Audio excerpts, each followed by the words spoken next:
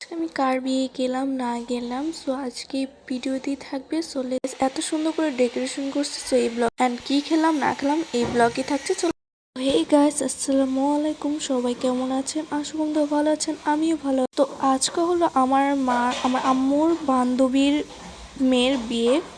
তো তার বিয়ে আজকে খেতে যাচ্ছি, তো ওখানেই দেখা হবে। চলে এখানে আমার বোনও কিন্তু রেডি হয়ে গেছে, আর আমার বোনকে সবাই মাশাল্লাহ বলবেন।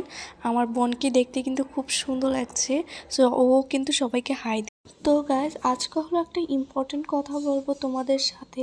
তো আমি রেডি হয়ে গিয়েছি, এখন আমরা রওনা দিব। অ্যান্ড গাইজ, আজকে অনেক দিন পর ব্লগ ছাড়ছি, কারণ আমার সামনে এক্সাম দেখে তোমাদের সাথে আমি এত একটা ব্লগ শেয়ার করতে পারছি না। তো ওখানে যেয়ে দেখা হচ্ছে। সো গাইস, আমরা এন্ট্রি নিয়ে এখানে অনেক সুন্দর করে সাজানো হয়েছে, এখানে বর এবং তো দেখেন এখানে অনেক কিছু, মানে এগুলো পান, সুপারি এবং সব কিছু মিলে আছে। আর আমি খাবারের ভিডিও ক্লিপ নিতে পারিনি, খাবারও অনেক ভালো ছিল, মজা ছিল। ওয়েট আমি তো মেন জিনিসই বলিনি, যে হলো আমাদের রাতে ইভেন্ট ছিল, তাই আমরা অনেক তাড়াতাড়ি পৌঁছেছিলাম।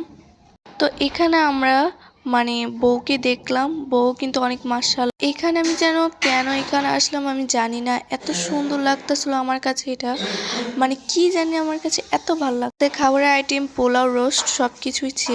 আর স্টেজ অনেক সুন্দর করে সাজিয়েছি, কি বলবো, মাশাআল্লাহ অনেক।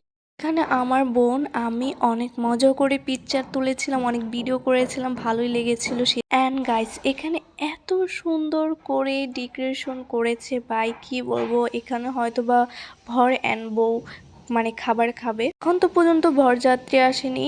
তো এখানে অনেক সুন্দর ডেকোরেশন করেছিল, আমার এত ভালো লাগছিল। আর গাইস, আমি বলতে চাই যে হলো এখানে কিন্তু অনেক ভালো লাগছিল আমাদের কাছে। তো এখানে ছবি পিকচার সবই তুলেছিলাম।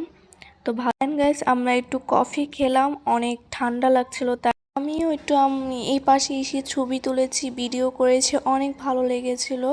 তো আমার কাছে ভালোই লেগেছিল বেশ।